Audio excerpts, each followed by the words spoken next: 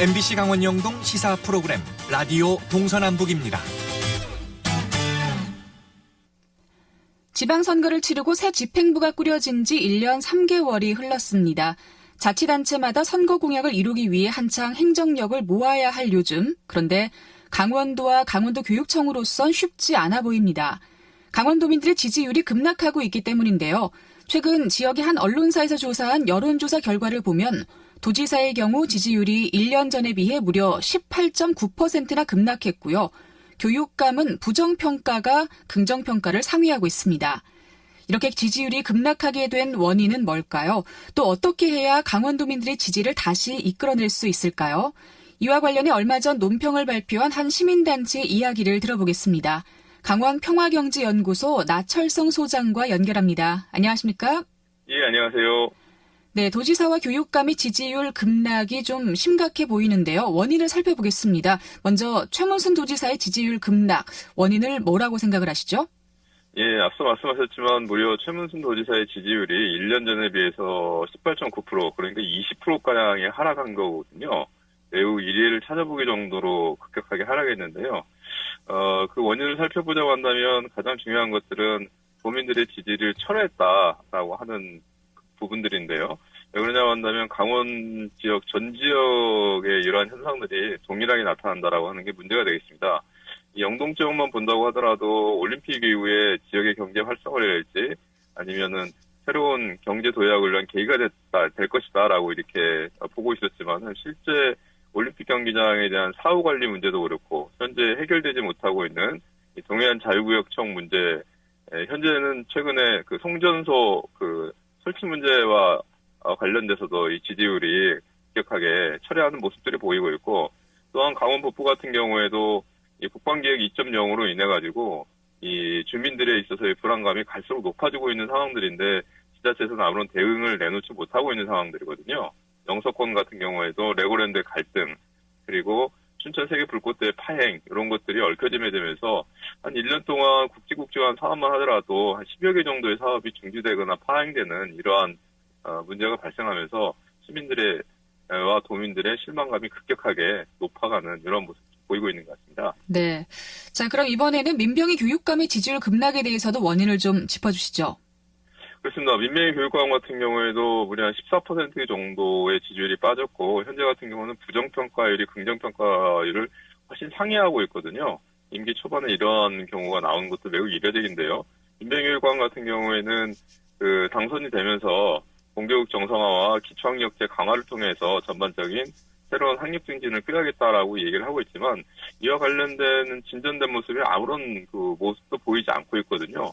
거기다가 작년도 본다고 한다면 태백 미래학교일지, 그 다음에 최근 보면 직업계 고등학교 같은 경우에는, 역대 최저 취업률을 기록하고 있거든요. 인문계학교 같은 경우에는 최근에 대통령께서 정시학대를 주장을 하게 되면서 강원도 같은 경우에는 현재 입시 정책을 방향을 잡지 못해서 오락가락하고 있는 상황에서 불신감이 좀 높아지고 있고, 최근에 본다고 한다고 한다면 이 무상교육 문제 같은 경우에도 지자체와 강원도가 내년부터 실시한다고 그랬는데 부담금 문제 가지고 전혀 방향을 제시 못함으로 인해 가지고 좀 종잡을 수 없는 교육 정책과 관련된 도민들의 불안감과 불만감이 갈수록 높아가고 있는 것이 아닌가 이렇게 파악이 되고 있습니다. 네. 그런데 아무래도 도민들의 지지율이 높아야 좀 정책을 펼칠 때 힘있게 추진을 할 수 있을 것 같은데 지지율이 하락하게 되면 도정이나 도교육 정책에도 어떤 영향을 좀 미치지 않을까요? 그렇죠. 이 모든 정책이라고 하는 것들은 결국 시민들의 지지에 따라서 결정이 되는 것들이고, 또 지지율이 하락이 된다고 한다면 사업을 중단하거나 폐기할 수밖에 없는 그런 생명적인 운명이기 때문에 도민들의 지지라고 하는 것들은 결국 정책을 결정하고 집행하는 가장 중요한 추진력, 동력이라고 이렇게 판단해도 될 것 같습니다. 네. 그리고 이 지지율 하락이 사실 수장 한 명에 대해서만 영향을 미치진 않잖아요. 이제 또 내년 4월 총선이 기다리고 있는데요. 총선에서도 지방선거와 달리 여당 지지율이 하락할까요? 예, 그렇습니다. 내년 총선은 대한민국의 향방뿐만 아니라 지자체의 성과를 좌우하는 데도 매우 중요한 리트머스가 되고 있지 않습니까? 그런데 이번에 조사한 거 본다면 현재 지방자치장의 지지율 하락이 내년 총선에도 직접적 영향을 미친다라고 하는 것들을 확인되고 있는데요. 그 이유는 뭐냐고 한다면 불과 작년까지만 하더라도 남북관계 개선하고 이 촛불혁명 이후에 분위기가 매우 강하지 않았습니까? 강원도 같은 경우에도 직접적 영향권에 있었는데요. 그런데 이 두드러진 현상들이 나타나는 게 춘천 같은 경우에는 친박 탄핵 반대 이 세력의 상징처럼 되어 있는 김진태 의원의 지지율이 급락을 했었는데요. 이번 조사를 본다고 한다면 그 허영 춘천시 지구당 위원장보다 무려 13.8%는 앞서가는 걸로 나와 있었고, 강릉 같은 경우에도 권성도 의원이 그 강원랜드 부정청탁 문제로 여러 어려움을 겪었었는데요.